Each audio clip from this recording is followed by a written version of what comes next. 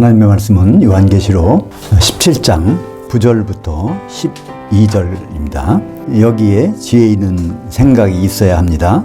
그 일곱 머리들은 그 여자가 앉아있는 일곱 산들이며 또한 일곱 왕들입니다. 다섯은 망하였고 하나는 지금 있으며 다른 하나는 아직 오지 않았는데 그가 오면 반드시 잠시 동안 머물 것입니다. 전에 있었지만 지금 없는 그 짐승이 바로 여덟째 왕입니다.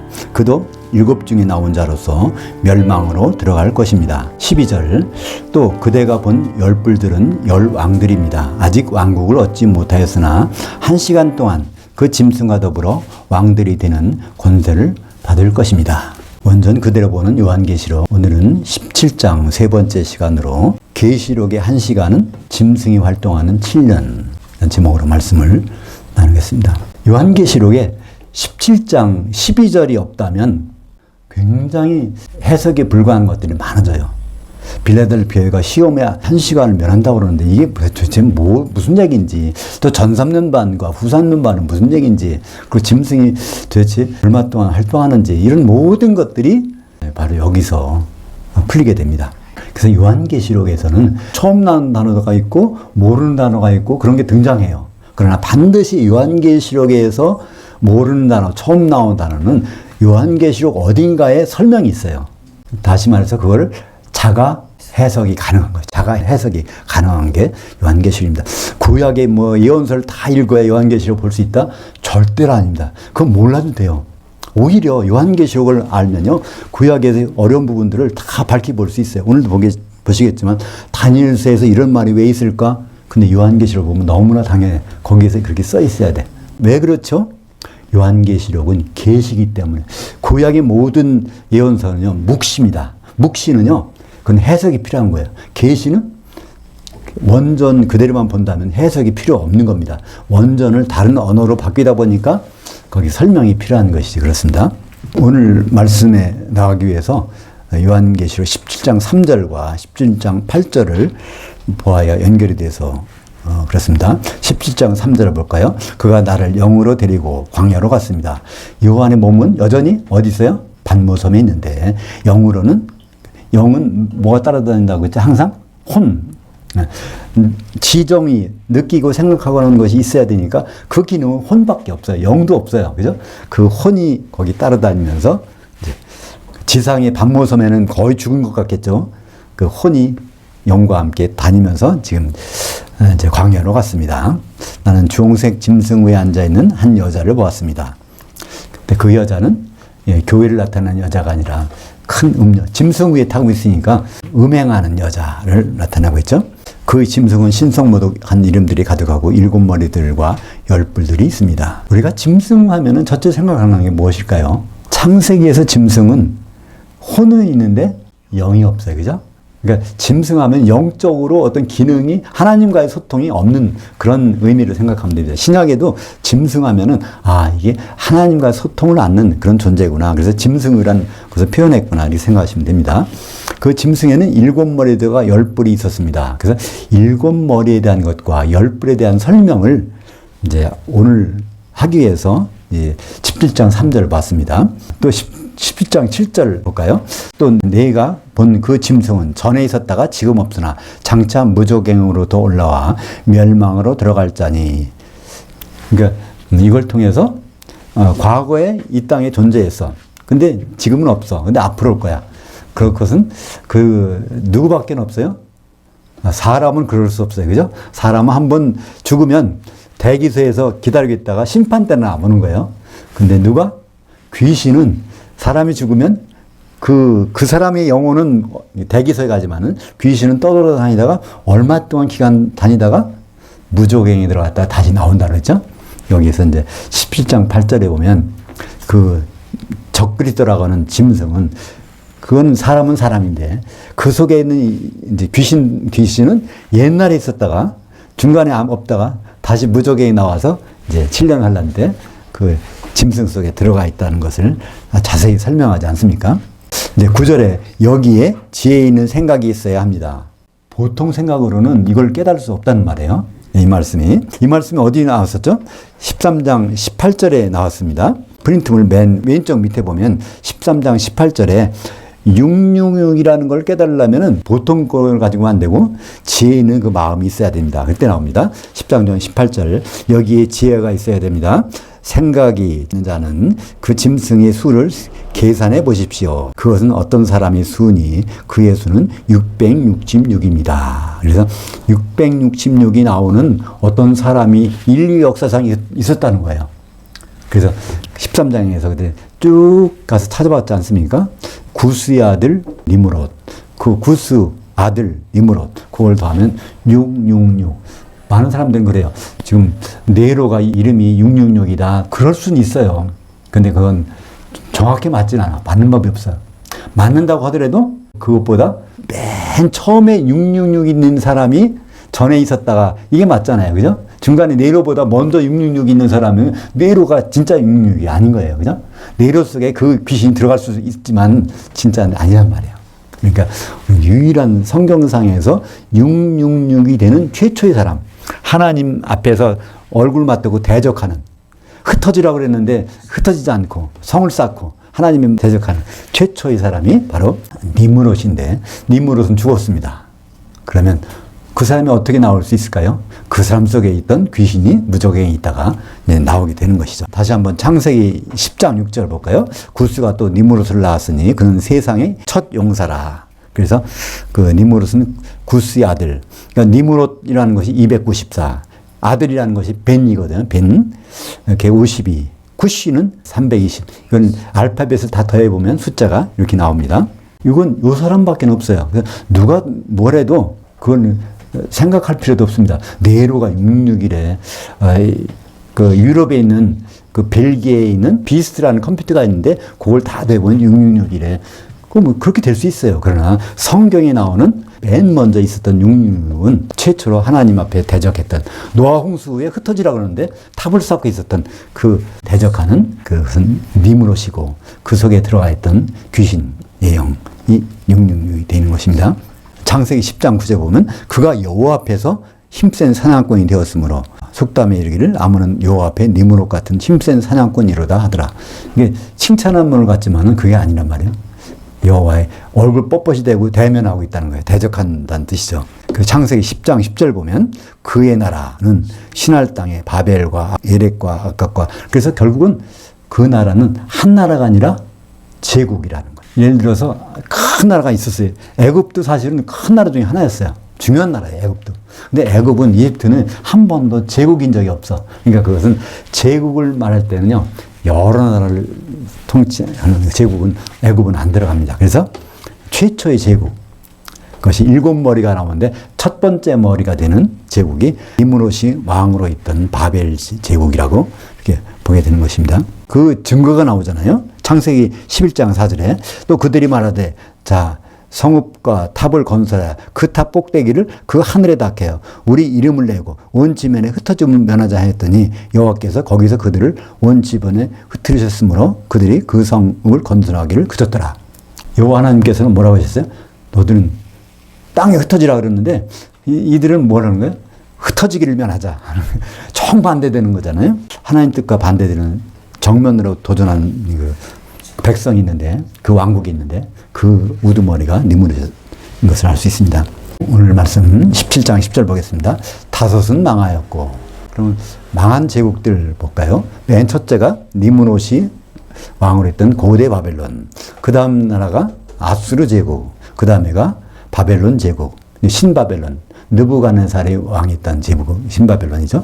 그 다음에 메데와 파사, 메데와 파사는 페르시아입니다. 그 다음에 헬라, 이렇게 나옵니다. 5개는, 그래서 5은 망하였고, 로마 시대 때 로마보다 먼저 있던 나라가 고대 바벨론, 아수르, 바벨론, 메데, 파사, 헬라입니다. 하나는 지금 있으며 요한이 생존했을 때 있던 제국이 뭐죠? 로마 제국입니다. 다른 하나는 아직 오지 않았는데 그가 오면 반드시 잠시 동안 머물 것입니다. 그래서 앞으로 7년 동안 적그리스도의 왕국이 있는데 그때 그 기간을 잠시라고 이렇게 말하고 있는 것입니다. 11절 보겠습니다. 전에는 있었지만 지금 없는 그 짐승이 바로 8째 왕입니다. 그도 일곱 중에 나온 자로서 멸망으로 들어갈 것입니다. 이렇게 이것만 읽어보면 좀 잘 이해가 안 가잖아요. 지금 일곱 머리가 있었는데 여덟째 왕이라니까 일곱 머리 적그리스도의 왕국이 그 다음에 여덟째가 또 있나? 근데 이 여덟 왕이라고 하는 것은 이거는 다니엘서에 있는 말씀을 설명하기 때문에 그렇습니다. 그러니까 일곱 번째 제국 중에서 그 여덟 번째 왕이 있다는 것입니다. 그 여덟 번째 왕이 어떻게 생겼는지를 다니엘서 보면 설명이 나옵니다. 마지막에 일곱 번째 제국에 그때는 10나라가 있는데 그 10나라 중에서 3개가 한 놈이 딱 올라와서 3명을 잡아가지고 여덟 번째가 이제 그러니까 10나라 중에 있는데 그 10나라가 어떻게 되냐면 그 8나라가 되는 거야. 하나가 셋을 잡아먹어가지고. 그래서 이제 10나라가 되는 것으로 설명이 되는데 그 내용이 이제 다니엘서에 나오게 됩니다. 다니엘서 7장 3절 볼까요? 큰 짐승 넷이 바다에서 올라왔는데 그 모양이 각각 다르더라. 첫째는 사자와 같은데 5절 다른 짐승 곧 둘째는 고무와 같고 또 셋째는 표범과 같은 것이 있는데 여기 보면 다니엘서 7장에는요. 다니엘이 환상 중에 바다에서 올라오는 짐승을 봐요. 요한계시록 13장에 보면 바다에서 올라오는 짐승이 있잖아요. 그 적그리스도의 그 먼저 있던 그 왕들을 다니엘서에서 보여주고 있는 것입니다. 거기서 첫째는 사자는 바벨론 제국을 뜻합니다. 그리고 곰은 메대와 바사, 그리고 표범은 힐라 제국. 순간 속도가 가장 빠른 것이 이 표범이라고 그래요. 알렉산더 대왕이 30대 나이에 그 당시에 전 세계를 정벌 했어요. 얼마나 빨랐으면. 그러니까 그렇게 빠른 왕국이 나온다는 것입니다. 그걸 표범으로 표시했어요. 그 나중에 보니까 이제 표범이라는 나라가 등장하지 않습니까? 다니엘서 7장 19절 보면은 그 다음에 넷째 짐승이 나옵니다. 넷째 짐승은 거기에 무슨 사자나 곰이나 표범이라고 표시하지 않는데 굉장히 무섭다는 거예요. 로마 제국이 당대 그 가장 넓게 정복하지 않았습니까? 7장 19절 이에 내가 넷째 짐승에 관하여 확실히 알고자 했으니 그것은 모든 짐승과 달라서 사자나 곰이나 표범과 다르다는 거예요. 심히 무섭더라. 그 이는 쇠요 그 발은 노치니 먹고 부서뜨리고 나머지는 발로 밟았으며 또 그 머리에 10뿔들이 있고 그 외에 다른 뿔이 나오매 3뿔들이 그 앞에서 빠졌으며 여기 바로 10뿔이 그러니까 로마 제국이 있는데 이 다음에 나오는 나라가 이제 짐승의 나라가 10뿔이 있다는 겁니다. 10뿔이 이제 10왕들이 있는데 그 중에 하나가 나와가지고 3뿔 잡아먹어서 그래서 8번째 뿔이 된다는 거예요. 그 8번째 그 뿔이 8번째 왕이라고 오늘 요한계시록 17장 11절에 그 짐승이 바로 8번째 왕입니다. 첫째는 10왕 중에 있다가 그 중에서 8나라만 남았는데 그 중에 하나가 강력한 그 짐승, 이 8번째 왕인데 그도 7 중에 나온 자로 7번째 제국 중에 있는 왕이라는 그런 뜻입니다. 계속 볼까요? 다른 뿔이 나오는데 3뿔들이 그 앞에서 빠졌으며 그 뿔에는 눈도 있고 큰 말을 하는 입도 있고 그 모양이 그의 동류보다 커 보이더라. 내가 본즉 이 뿔이 성도들과 더불어 싸워 그들에게 이겼더니 뿔이라는 권세를 나타내고 왕을 뜻하는 겁니다. 이 뿔이 어떻게 했어요? 성도들과 더불어 싸워서 성도들을 이겼다는 거예요. 이 똑같은 문장이 어디 나올까요? 요한계시록 13장 7절에 나옵니다. 13장 6절부터 7절까지 보겠습니다. 또 그 짐승은 그 하나님을 신성 모독하려고 그의 그 입을 열어서 그 하나님의 이름과 하나님의 그 장막 곧 그 하늘에서 장막 치는 자들 이제 후선연반에는 누가 장막 치고 있어요? 빌라델피아 교회 14만 4천이 거기 갔으니까 짐승이 그들을 해코지 못하고 그냥 그들 비방만 하는 거예요. 그들을 장막 치는 자들을 모독하였습니다. 요한계시록 13장 7절 또 그 짐승은 성도들과 싸워 그들을 이기는 것이 허락되었으며 지상에서는 이제 7년 환란 동안 이게 그런 일이 있죠. 모든 지파, 이 모든 지파는 모든 기독인, 모든 교회를 나타내는 거죠.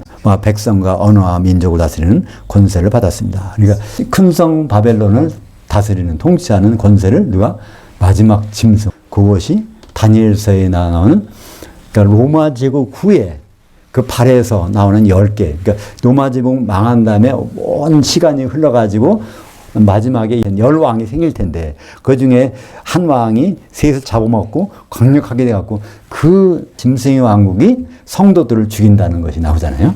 그것이 바로 요한계시록 13장 6절에서 바다에서 올라오는 짐승이 성도들을 싸워서 죽이는 장면이 여기 나온 것입니다. 오늘 말씀 12절 보겠습니다. 또 그대가 본 열뿔들은 열왕들입니다. 여기다 설명이 다 있잖아요. 그죠?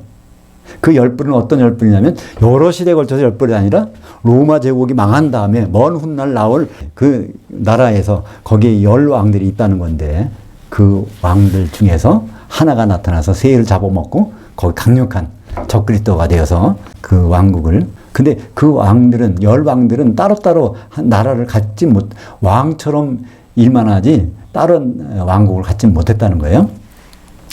그 마지막 시대의 왕들은 1시간 동안 짐승과 더불어 왕들이 되는 권세를 받을 것입니다. 그 적그리스도와 더불어서 그냥 자기들 나라는 없지만 그냥 거기에 빌붙어서 힘을 발하고 있다는 것을 나타내고 있습니다. 여기에 1시간, 미안, 호란. 원래 이제 시간은 호라입니다. 호라. 그 하나는 에이스라는 것이 하나인데 첫 번째라는 그 단어에서 미안 하면 그것이 이제 하나란 뜻입니다. 미안, 호란. 근데 거기 다니엘서에 보면 또 2장에 그 10발가락이 나와요. 로마 제국이 있는데 로마 제국에 원래 그 종아리가 쇠로 돼 있습니다. 그죠? 철로 돼 있어요. 근데 밑에 발가락이 가면 로마 제국이 망한 다음에 나중에 후손 먼 훗날 생길 그 나라 그게 10발가락이라고 나오는데 그게 바로 열왕들이라고. 그러니까 다니엘서 2장에는 그것이 10발가락이고 다니엘서 7장에서는 그것이 10뿔이 되고 이렇게 여러 가지로 이제 환상이니까 설명하고 있는 겁니다. 다니엘서 2장 32절 보겠습니다. 그 우상의 머리는 순금이요. 우상 하나가 있는데 거기도 바벨론 제국부터 설명하는 거예요. 그러니까 다니엘이 기록할 때는 바벨론 시대니까 이미 지나간 시대.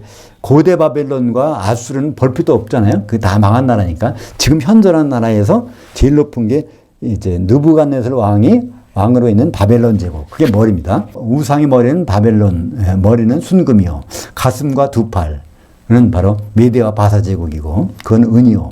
배와 넓적자리는 헬라 제국은 노시요.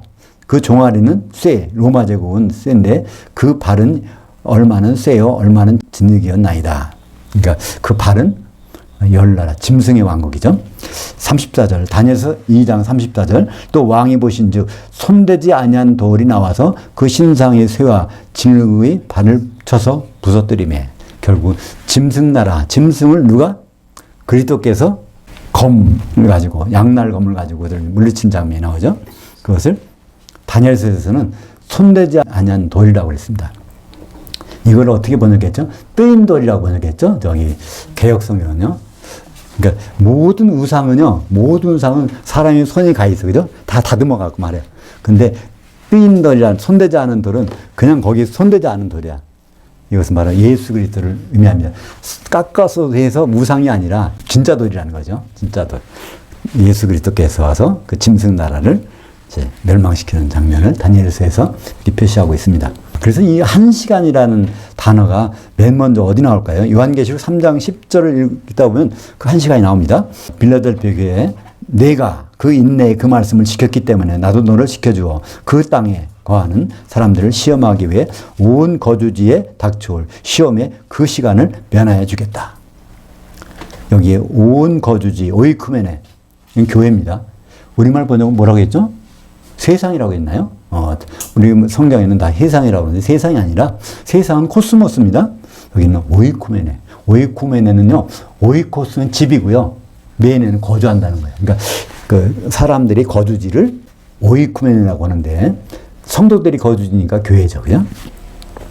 앞으로 교회에 닥쳐올 그 7년 환란 동안 이제 그 환란이 있는데 그 환란의 시험을 면하게 준다는데 얼마 동안? 그 시험 기간이 1시간. 그래서 이제 요한계시록 3장 10절은 요한계시록 17장 12절을 모르면은 이건 설명이 불가능합니다. 해석이 불가능해요. 그죠? 1시간 호라라는 것이 여기 있는데 그걸 모른다면. 그리고 우리 성경에는 그 시간이라고 안 했죠? 시험의 그 때를. 그러니까 성경에서 헬라어에서는 때, 카이로스, 크로노스도 있고 또 헤메라, 날도 있고 여러 가지 그런 게 있는데 그걸 구분해 줘야 되는데 호라라는 시간으로 번역을 안 했습니다. 반드시 이건 요한계시록 3장 10절은 거기에 그 시간, 한 시간이라고 번역을 해야 요한계시록 17장 12절에 가서도 아 여기서 호라가 나오는구나 하는 통해서 이해할 수 있는데 그걸 모르면 도저히 이해가 불가능하죠. 그래서 이 빌라델피아 교회는 점삼는 바에는 어떻게 화를 면할까요? 요한계시록 7장 3절 우리가 우리 하나님의 그 노예들 이마에 도장 찍기까지는 그 땅이나 그 바다나 나무들을 망가뜨리지 말라. 그래서 도장을 찍힌 사람들 14만 4천이 여기서 해를 받지 않습니다. 근데 요한계시록 14장에 가보면 갑자기 누가 올라와 있어요? 빌라델피아 교회 14만 4천이 거기 올라와 있습니다. 그러니까 지상에는 몇 개 교회? 6개 교회. 그죠? 셋째 하늘에는 1개 교회. 그래서 14장 1절에 내가 보니 그 어린 양이 그 시온산에 섰고 그와 함께 14만 4천이 서 있는데 그들이 이마에는 그 이름과 그의 아버지의 이름이 기록되어 있었습니다. 이건 후 3년반 동안이죠. 전 3년반에는 지상에 있다가 후 3년반에는 이제 새 시온산 셋째 하늘에 올라가 있는 겁니다. 거기에 이름이 두 가지밖에 없어요. 왜 그럴까요? 아직은 어린 양의 혼인이 안 됐어. 그냥 그때까지 성령의 기름을 조금이라도 눈곱만큼이라도 가지고 있어야 이제 혼인 만찬에 들어갑니다. 그러니까 14만 4천 빌라델피아 교회가 뭐 끝났다 그러면 절대로 끝난 것이 아닙니다. 빌라델피아 교회에 거기에 주신 명령이 뭘까요? 마지막 명령. 내가 가진 좋은 능력을 꼭까지 가지고 있으라 그 말씀이 있습니다. 그죠? 그 능력이라는 것은 성령이니까 성령이 조금 있지만 그거 없애면 너희도 큰일 나 그런 뜻이죠. 요한계시록 18장 10절에 이거 시간이 나옵니다. 그녀의 고통을 무수하여 멀리 서서 이르되 화이트다 화이트다 큰 성 견고한 성 바벨론이여 한 시간에 네 심판이 이르렀다 하리로다. 그러니까 한 시간 7년이 지나니까 완전히 그 심판이 이르렀다는 얘기입니다. 그러니까 여기서 호라를 모르면 이게 무슨 의미인지를 모르는 겁니다. 또 18장 6절에도 그 18장 10절은 땅의 왕들에 대한 얘기고요. 땅의 왕들은 누구죠? 교회의 성도들. 땅의 상인들은 누굴까요? 교회의 신자들. 성도가 아니라 아직은 성도가 되지 못한 신자들. 18장 16절에 이르되 화이토다 화이토다 큰 성이여 세마포 옷과 자주 옷과 붉은 옷을 입고 금과 보석과 진주로 도금한 것인데 그러한 부가 한 시간에 망하였도다. 결국은 겉에 금과 보석 진주로 겉에 있다고 해서 속이 아니면 이건 결국 망한다는 거예요. 그죠? 도금해봤자 얼마 못 간다는 것입니다. 그래서 이 호라가 한 시간인 것을 알면은 요한계시록 8장 1절이 풀립니다. 8장 1절에 뭐라고 되어 있죠? 요한계시록 일곱째 인을 떼실 때 그 하늘이 반 시간쯤 고요하더니 여기서 반 시간이 나오는데 반 시간 이제는 알 수 있어요. 얼마 동안? 3년 반 동안은 조용했다는 겁니다. 예수님이 이 땅에 오셔서 공생을 시작했어. 근데 공생이 시작할 때 뭐라고 시작해요? 마귀에게 시험 받으면서 시작합니다. 그러다가 마귀가 얼마 동안 떠나더라. 얼마 만에 이제 예수님 찾아올까요? 마귀가 3년 반. 그게 바로 거기 나오지 않습니까? 그러니까 일곱째 인을 떼실 때 반 시간 조용하더니 이게 바로 요한계시록에 보는데 묘미입니다. 첫째 인, 둘째 인, 셋째 인, 넷째 인, 다섯째 인, 여섯째 인까지 가면 그리스도의 심판대가 몇째 인이에요? 여섯째 인. 거긴 다 일단 끝나는 거야. 그 다음에 일곱째 인을 떼면은 다 처음부터 책을 다시 보는 거야. 이게 두루마리 책이 있는데 7개 봉이 있단 말이야. 그러니까 6번째 가면 다 끝나는데 7째인 떨어졌으면 이제 다시 앞에 가서 내용을 보게 되는 거예요. 그러니까 앞에 가서 본다는 얘기는 이제 초대교회, 교회 시작될 때 가서 본다는 거야. 시작될 때 보니까 교회가 어떻게 생겼어요? 예수님 오셔서 공생이 시작할 때 마귀의 시험 받다가 결국은 3년 반 후에 예수님이 십자가에서 피 흘려서 교회가 시작되잖아요. 그래서 그걸 설명할 때 여기 7째 인을 떼실 때 다시 첫째, 둘째, 셋째는 뭘까요? 교회 시대, 초대교회부터. 넷째는 초록색 말이니까 전 3년 반, 다섯째는 후 3년 반, 여섯째는 그리스도의 심판대. 왜 그걸 어떻게 할 수 있죠? 큰 지진이 났다고. 여기 볼까요? 요한계시록 7장 12절. 내가 보니 6째인을 때릴 때 큰 지진이 나며, 지진은 땅이 흔들리는 겁니다. 땅이 갈라지는 거예요. 근데요, 모든 땅이 다 갈라진다면 모든 교회가 공중에 올라가서 완전히 심판받는 겁니다. 그래서 6째인은 그리스도 심판대라는 것은 큰 지진이라는 단어로 확인되는 겁니다. 그 다음에 이제 다시 8장에 들어가 보니까 이제 초대교회로 갔는데 예수님의 공생의 3년 반 동안에 마귀가 조용하고 있다가 누가복음 4장 13절 볼까요? 마귀가 모든 시험을 다한 후에 얼마 동안 떠나니라. 이게 이제 공생의 초기에 떠난 겁니다. 그 다음에 언제 왔어요? 요한복음 13장 2절. 만찬 중에 3년 반 후 만찬 중에. 왜 3년 반일까요? 공생은 언제 시작했습니까? 예수님은 BC 한 5년경에 이 세상에 오셨는데 어느 날에 오셨을까요? 절기에 장막절이죠. 왜냐하면 요한복음 1장 14절에 말씀이 육신이 돼서 우리 가운데 장막짓을 썼으네. 그러니까 장막절날 장막짓이니까. 그러니까 장막절 때 오셨습니다. 근데 그 사역은 언제 시작했을까요? 만 30대 장막절 때. 그죠? 만 30대 장막절 때 시작해야지 그 전에 시작할 수도 없고 그 후에 시작해도 안 돼. 그러면 결국 공생의 사역은 AD 26년 장막절에 시작했습니다. 그죠? 그래서 그때 시작할 때 마귀가 시험하다가 떠났어요. 그럼 장막절 때 마귀가 떠났다가 예수님 3년 반 공생이 끝난 다음에 십자가 죽으실 때는 그때는 무슨 절일까요? 6월절. 그죠? 그러니까 이 3년 반이 거기서 생기는 겁니다. 그죠? 공생일이 시작해서 십자가 할 때는 6개월, 장막절과 6월절은 6개월 차이니까 3년 반이죠. 그죠? 요한복음에 보면 절기가 예수님 때 4번 나와요. 6월절이. 그죠? 그래서 3년 반이라는 그 수치가 바로 오늘 7죄인을 떼실 때 반 시간쯤 고요하더니 해서 이제 예수님의 공생의 기간 동안을 설명하는 겁니다. 그 이후에 반 시간 이후에 예수님 십자가 달려서 피를 흘려서 교회를 사셔가지고 쭉 이제 첫째 나팔, 둘째 나팔, 셋째 나팔, 넷째 나팔이 거기 시작되는 거 아닙니까? 그래서 요한계시록 8장에는 첫째, 둘째, 셋째, 넷째 나팔까지.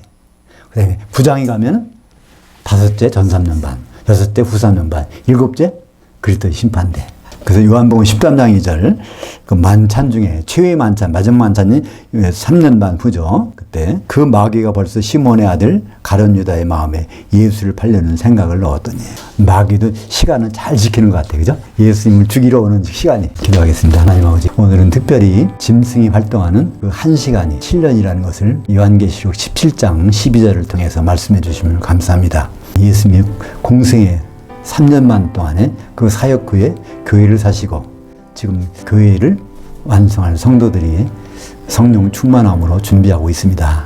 우리 모든 준비가 끝나서 주님을 만나는 날 우리가 만찬에 다 들어갈 수 있도록 인도하여 주시옵소서. 예수님 이름으로 기도합니다. 아멘.